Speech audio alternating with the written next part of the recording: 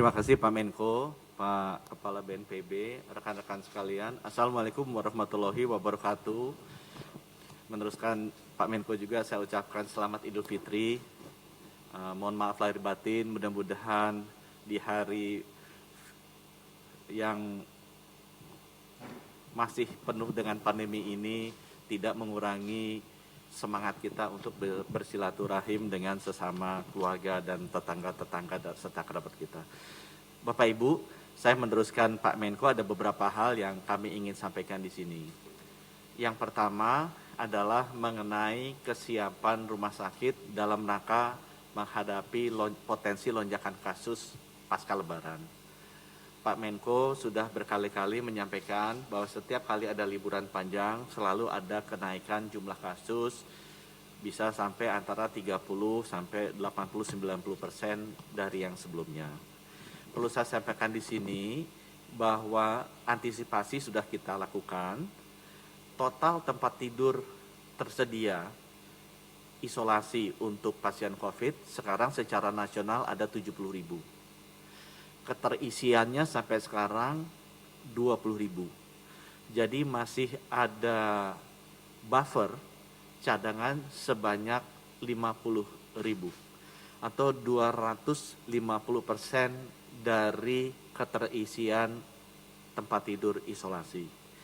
Demikian juga mengenai tempat tidur ICU. Kita sekarang seluruh Indonesia memiliki 7.500 tempat tidur ICU untuk COVID, dan per kemarin yang sudah terisi adalah 2.500. Jadi kita masih memiliki kapasitas tambahan sekitar 200% dari tingkat keterisiannya sekarang.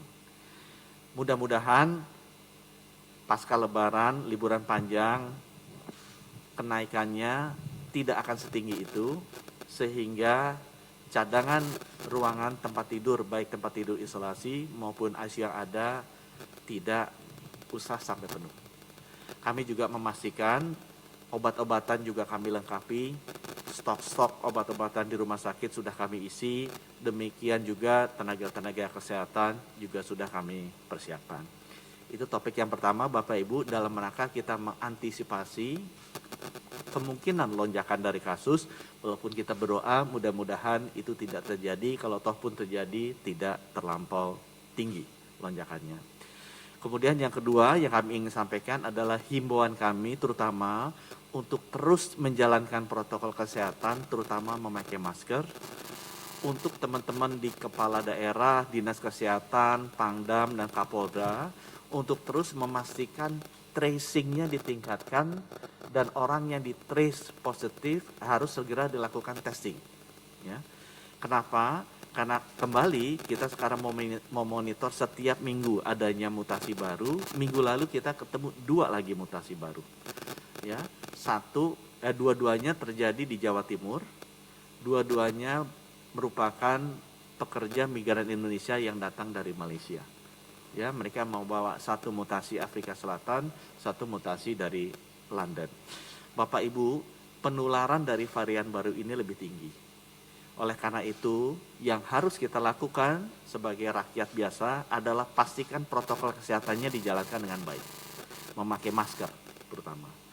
Untuk kita sebagai kepala daerah, kepala RT, lurah, Kapolda, Pangdam, Gubernur, tolong pastikan protokol PPKM mikronya dijalankan sebaik-baiknya. Demikian juga testing dan tracingnya, Bapak Ibu. WHO sudah memberikan guidance untuk setiap unit terkecil harus minimal 1/1000 orang di testing per minggu.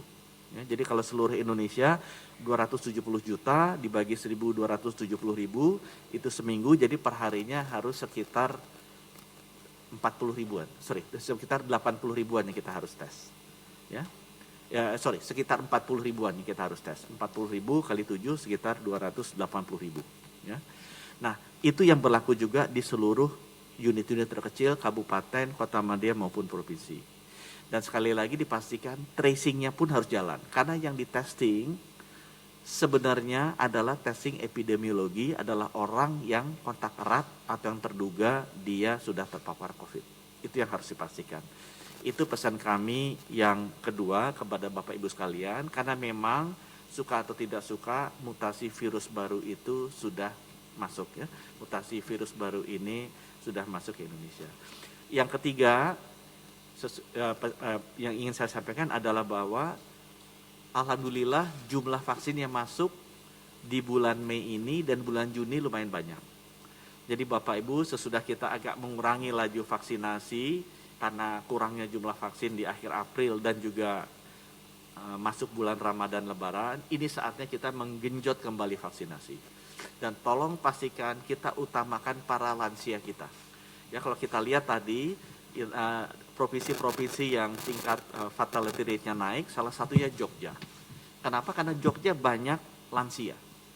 Dan banyak lansianya yang belum divaksin. Ya, lansia yang paling banyak divaksin adalah DKI Jakarta dan Bali. Dan itu mudah-mudahan bisa mengurangi jumlah orang yang masuk rumah sakit dan wafat.